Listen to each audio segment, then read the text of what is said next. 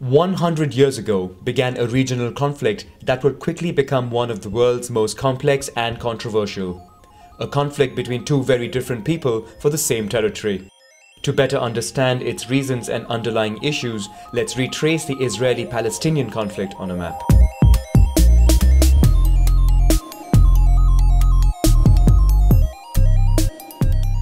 We are in 1917 during World War I. The Central Powers were opposed to the so-called Triple Entente and its allies. Both sides suffer heavy losses and desperately seek additional support.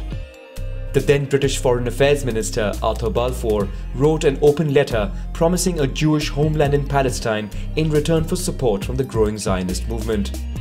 Meanwhile, the British tried to weaken the Ottoman Empire by supporting the Arab rebellion and promising them independence in liberated territories. At the end of the war, the Ottoman Empire was defeated and its land carved up by European powers.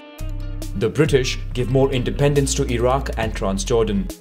It is in what remains of Palestine that Britain wants to create a Jewish homeland where the Jewish community was a small minority.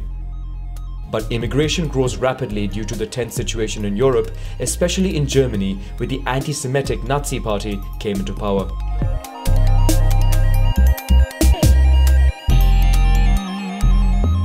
In September 1939, Germany invades Poland. Britain and France respond by declaring war, sparking the beginning of World War II. In 5 years, the conflict claims more than 60 million lives, including almost 6 million Jews targeted by the Holocaust. Following the war, Jewish immigration to Palestine grows, increasing tensions with Arabs. Overwhelmed by the situation, the British begin their withdrawal from the area. The UN takes over and proposes to divide the region into two states, with Jerusalem being given a special status of an international zone. The proposal was accepted by Zionists but rejected by Palestinian Arabs, followed by a civil war between the two communities. The Arab League puts together a liberation army of several thousand volunteers who fight against the Zionists. For their part, the Jews organize an army by giving military training to its population and sending agents to Europe to retrieve World War II military stocks and sign arms contracts.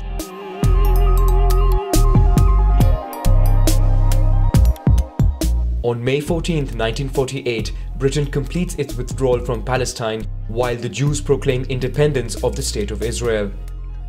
In response, the Arab League declares war.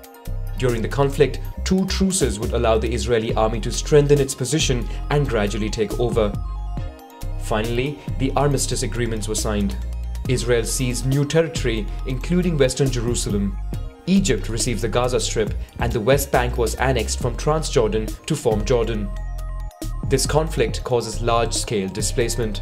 On the one hand, more than 700,000 Arabs were expelled or fled Israeli territory to refugee camps. On the other, Jewish communities in Arab countries, sometimes with a history of over 2,000 years, are forced to take refuge in Israel or elsewhere in Europe.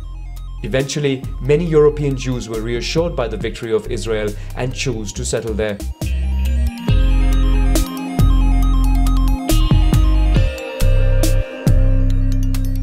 In 1967, following tensions with its neighbors, Israel declares war on Egypt, Jordan and Syria. In 6 days, Israel dominates the war and triples its territory by seizing the Egyptian Sinai, the Syrian Golan Heights and the West Bank. Israeli settlers begin to move into Palestinian territories. The UN reacts and adopts Resolution 242 condemning the Israeli occupation. 6 years later, Egypt and Syria launch a surprise attack to try and recover land. Initially, the Israeli army is routed and fails to repel the attack. Under the influence of the Cold War, the Soviet Union and Arab countries support the offensive, while the United States sends emergency supplies of 22,000 tons of weaponry to Israel. With this boost, the Israeli army further continues to push its borders. After a ceasefire, oil-exporting Arab countries decide to punish the US and Israel's allies by increasing the price of oil by 70% and decreasing production by 5%. This causes the first oil crisis of 1973. Israel, under international pressure, ceded Sinai back to Egypt and a part of the Golan to Syria, but retains control over the Palestinian territories where colonization accelerates, especially in East Jerusalem.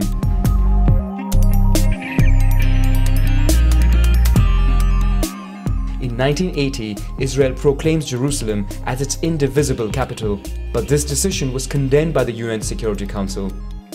In the West Bank, tension mounts over water supply as Israel has the upper hand on resources which are unevenly distributed between Israeli settlements and Palestinian areas. In 1987, the Palestinian population rebels and takes to the streets, mostly armed with stones. This was the beginning of the First Intifada, an Arab term meaning uprising. In this context arises Hamas, a Palestinian Islamist movement fighting Israel. Meanwhile, the Palestinian Liberation Organization, set up in 1964 by the Arab League and in exile in Algiers, proclaims an independent state of Palestine on November 15, 1988. Jerusalem would be its capital, and Palestine would progressively be recognized by 136 states.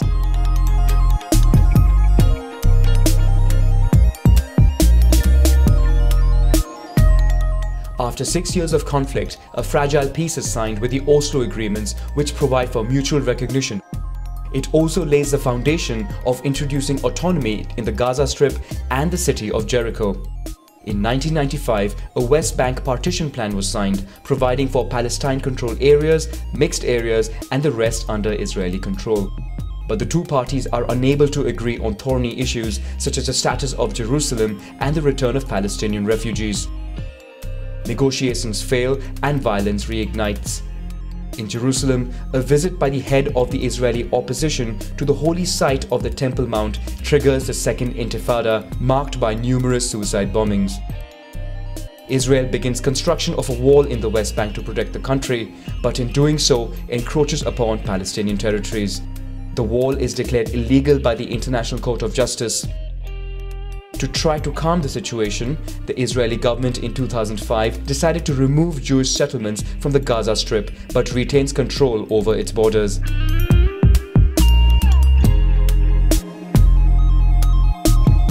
In the years that follow, tensions focus around the Gaza Strip, mainly against Hamas, which came into power.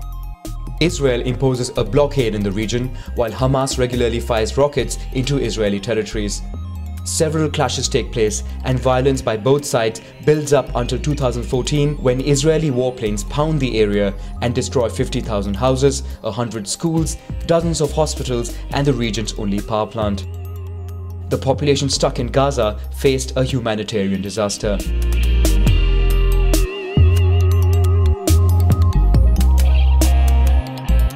Today, the situation remains complicated, and lasting peace is nowhere on the horizon. On one hand, the West Bank is divided up between Palestinian towns and villages and more than 150 Israeli colonies. So striking a deal to carve out a Palestinian homeland seems more complicated than ever. Then there is the status of Jerusalem, which both sides view as their capital. In 2018, the United States announced it would move their embassy to Jerusalem, recognizing the city as the capital of Israel. This decision was condemned by the UN by a large majority, while the Palestinians announced that the United States no longer has a mediator role in the peace process, which at present seems indefinitely stalled.